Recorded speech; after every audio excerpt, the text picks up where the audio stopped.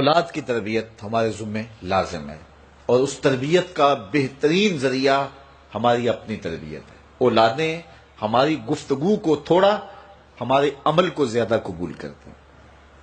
آج لوگ ہمارے پاس آتے ہیں، جی ہمارا بچہ نماز نہیں پڑھتا، چلو ہم نہیں پڑھتے یہ تو پڑھے، تو میں کہتا ہوں یہ کیوں پڑھے؟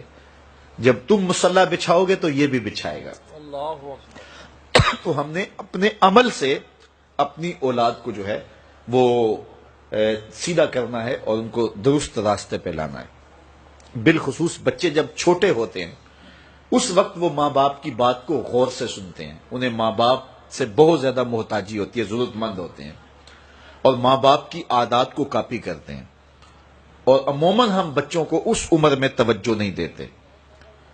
4 سال سے لے کر کے 8-9 سال تک کی عمر کا بچہ انتہائی توجہ کا مستحق ہے کہ ماں بھی توجہ دے، باپ بھی توجہ دے۔ اس کے بعد پھر آہستہ آہستہ وہ مانوس ہونے لگتا ہے اپنے دوستوں سے، اور بالخصوص 12-13 سال کے بعد وہ مانوس ہو جاتا ہے اپنے دوستوں سے۔ پھر اس نے جو سیکھنا ہے وہ دوستوں سے سیکھتا ہے۔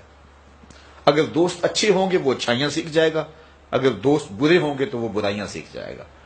اس وقت ہم پریشان ہوتے ہیں کہ ہماری اولاد ہمارے پاس بیٹھتی نہیں ہے۔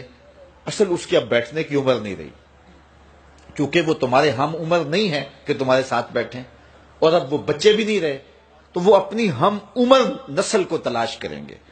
اس وقت ہم اگر اولاد کو کھینچیں گے تو وہ ہمارے پاس نہیں آئے گی۔ وقت جو تھا وہ ہم نے ضائع کر دیا۔ لیکن ہمیں پھر بھی اس دور میں اولاد سے غافل نہیں ہونا چاہیے۔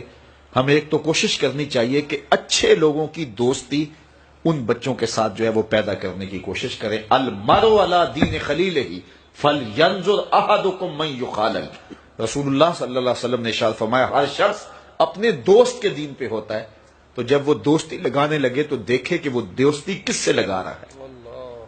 تو جب یہ عمر بچوں کی پہنچ جائے تو اس وقت یہ خیال کیا جائے۔ اور حضرت سیدنا علی المرتضیٰ رضی اللہ تعالی عنہ نے فرمایا کہ 15 سال سے لے کر کے 20 سال تک کی عمر انتہائی اہم عمر ہے، اور اس عمر میں ہی نظریات بنتے ہیں اور خیالات پختہ ہوتے ہیں۔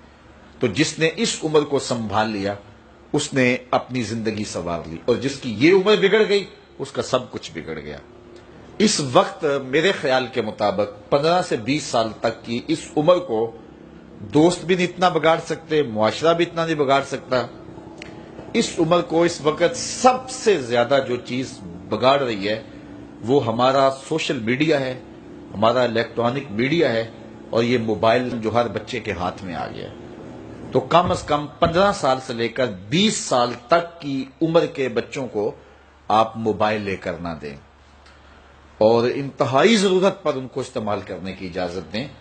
باقی ان کو اس عمر کے اندر اگر آپ نے اجازت فراہم کر دی اور وہ آپ کے کہے میں نہ رہے تو یہ ایسی بربادی ہے، ایسی تباہی ہے کہ جس کا ازالہ بعد میں بہت مشکل ممکن ہوگا۔ اس لیے اس وقت سب سے زیادہ ہمیں جو چیز نقصان پہنچا رہی ہے، ہماری معاشرت کو جو چیز کھوکھلا کر رہی ہے وہ یہ چیز ہے۔ یہ میں کل کی ایک رپورٹ پڑھ رہا تھا انڈیا کی، کہ انڈیا کا جو معاشرہ ہے اس میں جو نوجوان ہیں وہ بالکل اس میڈیا کی وجہ سے برباد ہو گئے، اور پاکستان میں بھی اس کے اثرات جو ہیں وہ بہت سارے ہیں۔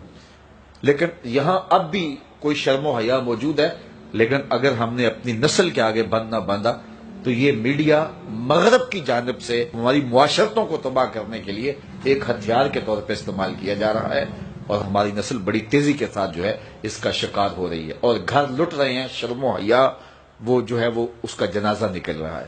تو اس حوالے سے والدین کو خصوصی توجہ دینے کی ضرورت ہے۔ پھر ہاتھ ملیں گے تو پھر جو ہے وہ اس کا کوئی علاج نہیں ہوگا۔